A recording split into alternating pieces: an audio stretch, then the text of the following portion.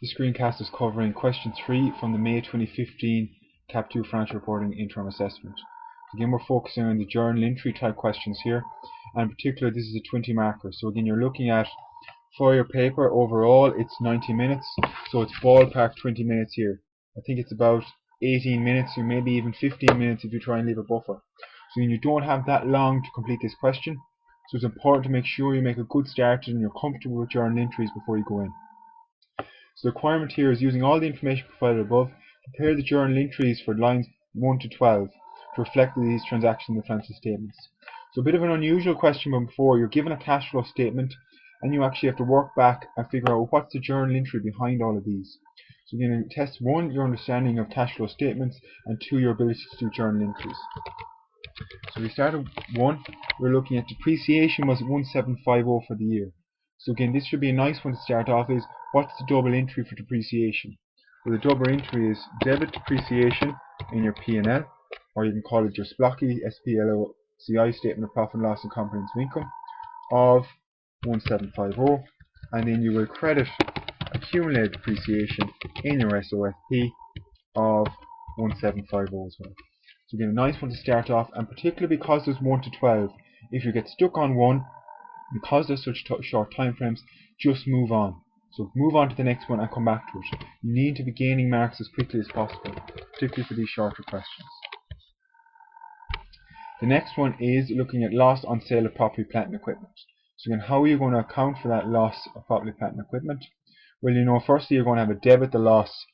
So debit loss on sale of property, plant and equipment in your P&L, and that's going to be 40. But you also have to, what other entries are required regarding that, and you're getting back to your disposal account here is, well, what did you dispose it for and how much did you get? So you'll see down here, receipts from sale of property, plant and equipment. Now you can do these together or you can do them separately. I think I'll prefer to do them together because they're intrinsically linked. You'll see the solution does them separately.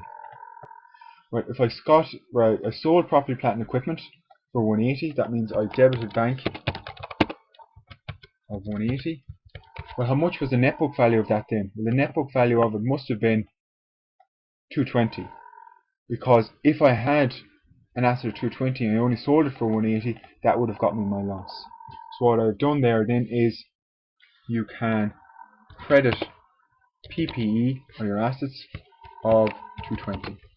Now the solution shows in the disposal account. I think either way you'll get your marks, in terms of as long as you show how the double entries are here. So you can put 2 and 9 together, or you could show them separately as a journal 2 and journal 9 in the solution. So I'm showing journal 2 here. That will also suffice for journal 9. Okay. Next one is working 3. In that regard, what you're looking at is increase in trade receivables. So this is a bit of a tricky one, because remember, you're given in extra information here. What's trade receivables at the end of the year, and what's the credit and revenue purchases? So we want to figure out, how did trade receivables increase by 420 during the year? Well, firstly you had credit revenue of, so credit revenue, and that's essentially revenue on credit, of 10,600. Now you can do a million if you want, I'm just doing 2,600, and that would have been to debit trade receivables 10,600. So now what you have to essentially is you have to work back and say, well, if I increase trade receivables during the year of 10,600 or 10.6 million, and they only increased by 420 grand, how much did I actually get back in cash? Therefore, I must have got back in cash 10,600 minus the 420, giving you 10,180. So if I made extra sales of 10.6, I got in cash of 10.180. That means my trade receivables increased during the year by 420 grand. So in particular, you have to stop now and go back and make sure you're comfortable with that logic. It tests your knowledge of how you make a working capital adjustment in cash flow, and it also tests your knowledge of double entry. So you've got cash in, debit bank 10180, and credit trade receivables 10180. And you look at the net impact there, trade receivables have gone up by 10.6, have reduced by 10,180, meaning a net increase of 420, which matches the cash flow statement. The exact same logic should be applied for trade payables. You're figuring out first, well, what were the purchases during the year? So you can debit purchases or cost of sales by 7800, and you will credit trade payables 7800. However, you know that payables only they increased only by 146 during the year. So the total payables they made during the year was 7800, but they only increased by 146. Therefore, you must have made cash payments of 7654. Therefore, you made cash payments, which is credit bank 7654, and debit trade payables 7654.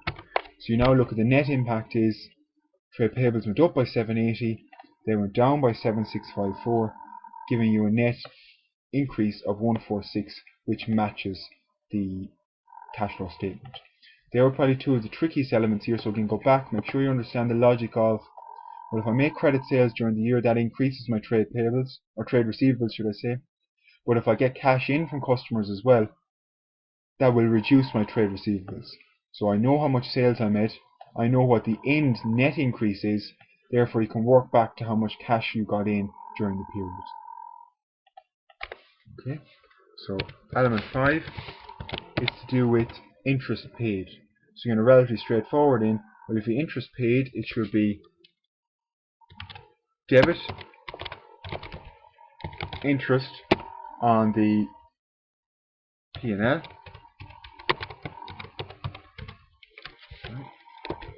and you will credit bank, and the amount here is 270. So nothing more complicated than that, is paying out of cash, so it's an expense and it comes out of your bank. Next one is interest received. So that's another important one. Interest received is the alternative. It is credit interest in your P&L and you will debit bank because it's money coming in. So it's just the alternative is 135 and credit bank 135, or debit bank should I say. That's the alternative. So it's credit interest receivable 135 and debit bank 135. Point 7 then, you're looking at income taxes paid. So again, debit tax on your P&L of 425 and credit bank, because you know it's a cash outflow because it's in the cash flow statement, of 425. So again, nothing too complicated with the majority of them. There is some trickier ones. Point 8, you're told you payments to acquire property, plant and equipment. So you bought property, plant and equipment, so it's debit PPE on the statement of financial position of 6102 and credit bank 6102. So again, nothing complicated there. You know how to account for property, plant and equipment. It increases a debit the asset, and then you're crediting bank because you paid it in cash. 9 we've done already in terms of linking that to 2 above. You got 180 in from the sale of property, plant and equipment, so you will debit bank 180, credit property, plant, or you could debit bank, credit disposal account. I skipped the disposal account and put it into one net working. Either are acceptable. You can see the alternative method in the suggested solution. So we say C2 above. So point 10. Point 10 says proceeds from the issue of shares is 10 million. One thing you want to watch out for here, and you'll see the notes here would have guided you, is why am I told the nominal value of a share and the number of shares issued? Well, you know in your statement of financial position you will have share capital and you will have share premium accounts. Therefore you have to split your issue between share capital and share premium. So debit bank, of course, because you're getting shares in of 10 million, and then you will credit share cap and you will credit share premium.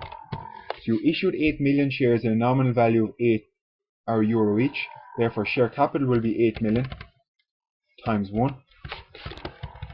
So it's 8 million shares at €1 each, and then the difference then of 2 million will be in your share premium account. So the shares were issued at above their nominal value. So again, that shouldn't be new to you. You should be able to see that in past cash flow questions. But again, it's testing your cash flow knowledge and your ability to do the double entries. Number 11 then, looks at payments to decrease bank loans. So again, it's a decrease in a bank loan. You'll credit your bank because you're paying it out of 3248, and you will debit bank loans because essentially you're reducing a liability of 3248. So it's fairly simplistic journal entry, but you have to understand what was it actually doing. You're paying out cash, you're crediting bank, and you're paying off a liability, i.e. the loan, so you're debiting the bank loan. And last but not least, the payment of dividends, point 12, is, well, what do you do with dividends? A lot of students would have said debit the P&L. You're debiting your retained earnings. Alright? Your retained earnings go into your SOFP. It doesn't go into your statement of profit, loss, comprehensive income. It goes via the statement of changes in equity. And that is 250, and of course you're paying it out, so it's credit bank 250. Okay?